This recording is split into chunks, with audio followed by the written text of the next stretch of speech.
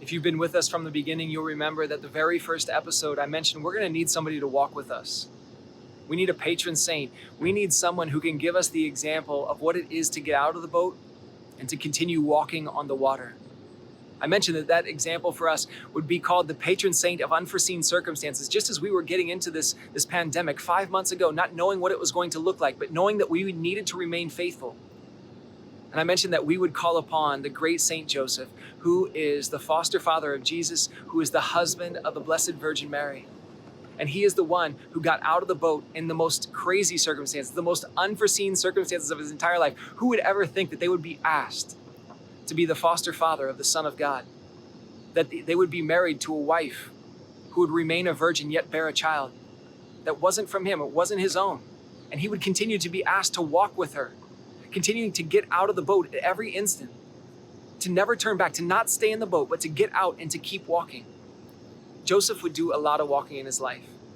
Joseph was asked to walk with Mary literally from Nazareth down to Bethlehem so that their child could be born.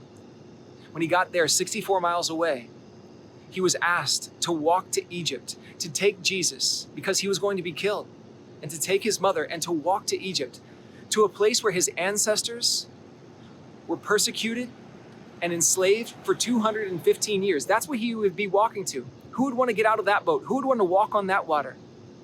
He was going to be asked to walk to a place where he didn't have a job, where he didn't have a home, where he didn't speak a language.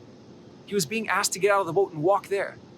He would walk to Egypt 430 miles. Do you have any concept of how long that is? That's walking from Chicago to Pittsburgh, which is 7 hours in car. And Joseph would get out of the boat and he would walk. Joseph did that. Not only did he walk there, but when God told him, he would walk home 430 miles. And when he got back to Jerusalem, to Bethlehem, he would walk another 64 miles back to Nazareth, not knowing what it would look like. It sounds much like us returning home. Just as Joseph returned home, not knowing what it would look like, but knowing that God would provide, that he would be faithful, that he just needed to continue to keep his eyes on God and continue to walk.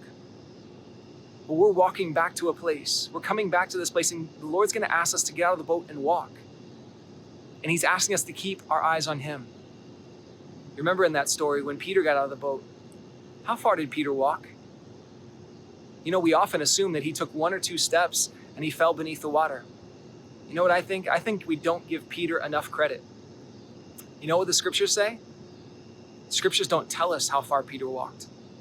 It just says that Jesus was far enough away that he was indistinguishable and that Peter started to walk toward him. How far did Peter walk? Maybe Peter walked a half a mile. Wouldn't that be awesome?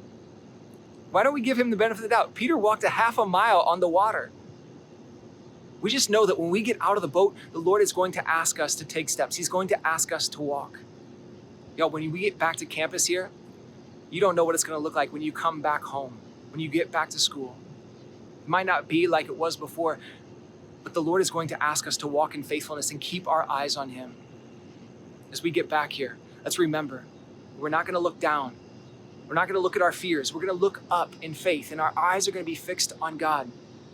And if we do that, we will keep walking. Saint Joseph, the patron of unforeseen circumstances, pray for us.